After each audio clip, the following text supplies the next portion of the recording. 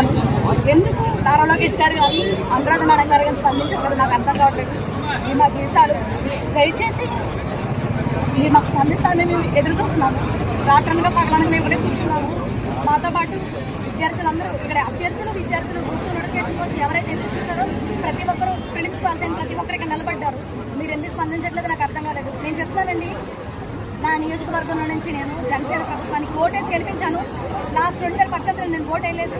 2024లో ఏదైతే మనకి ఎలక్షన్ జరిగిందో దాంట్లో నేను ఓటేసాను. నిజం చెప్తున్నాను, సీఎం పవన్ కళ్యాణ్ గారు మిమ్మల్ని గుర్తించి నేను ఓటేసాను. మీరు ఎందుకు రెస్పాండ్ అవ్వట్లేదు నాకు అర్థం కావట్లేదు. మీరు ఎక్కడ వెళ్ళిపోయారో ఎక్కడ ఉన్నారో నాకు అర్థం కావట్లేదు.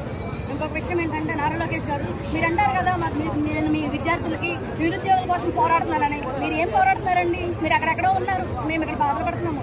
మేము ఎందుకు కష్టాలు పడుతున్నాం మాకు తెలుస్తుంది. 5 సంవత్సరాల్లో మాకు నోటిఫికేషన్ లేదు.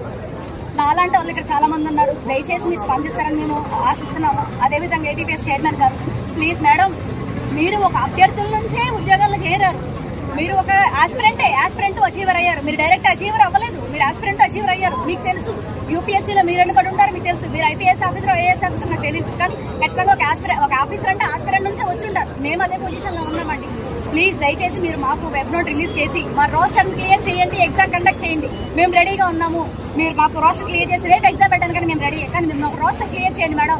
రోస్టర్ క్లియర్ చేసి మేడం మేము ఏమడుగుతున్నాం, మిమ్మల్ని సవరించమని అడుగుతున్నాము.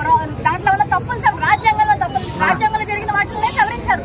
ఎందుకు మేడం రోస్టర్లో ఏబీపీఎస్సీ గ్రూప్ నోటిఫికేషన్ రోస్టర్ ఎందుకు స్పందించట్లేదు నాకు అర్థం కావట్లేదు. ప్లీజ్ దయచేసి స్పందిస్తారని నేను రోస్టర్ క్లియర్ చేసి పెడితే 92,000 అభ్యర్థుల జీవితాలండి. ఇది మాకు టైం పట్టినా పర్లేదు.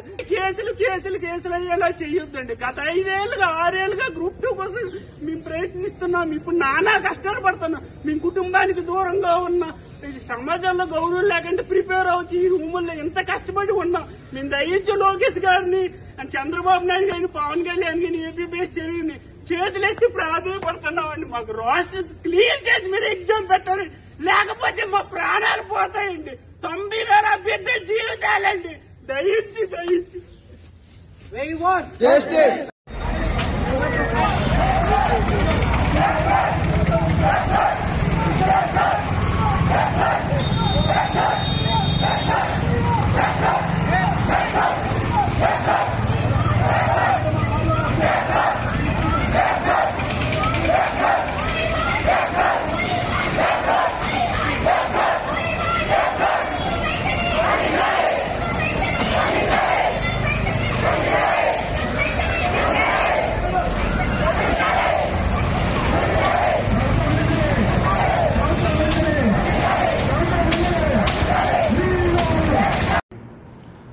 అందరికీ నమస్కారం.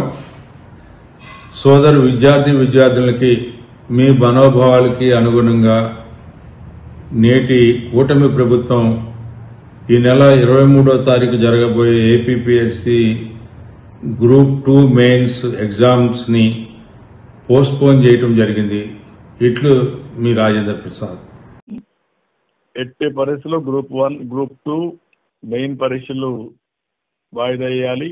రోస్టర్ తప్పులు సరిచేసి తర్వాత పెట్టాలి. నెక్స్ట్ మంత్ మార్చి 11th కోర్టులో వేశారు. ఆ రోజు మన అడ్వకేట్ జనరల్ కూడా నేను మాట్లాడాను. ఆయన కూడా గట్టిగా చెప్పాను, ఇమీడియట్ గా డిస్పోజ్ చేయండి, మేము ఇంటర్వ్యూలు పెట్టాలి, ప్రొసీజర్ కంప్లీట్ చేయాలని. అది కూడా టేకప్ చేస్తా అన్నాడు. కాబట్టి మనం చేయాల్సినంత చేశాం. మీరు ఆ విషయం కూడా అందరికీ చెప్పండి, అందరూ స్టేట్మెంట్లు ఇవ్వండి.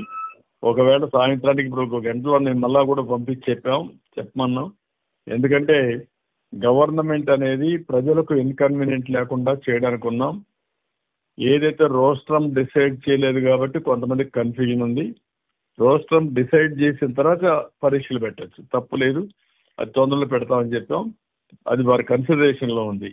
మన బాధ్యత మనం గట్టిగా చేస్తున్నాం. ఈ విషయం అందరూ మీరు గుర్తుపెట్టుకొని మెసేజ్ కూడా ఇవ్వాలి, చెప్పాలి. మనం పెట్టింది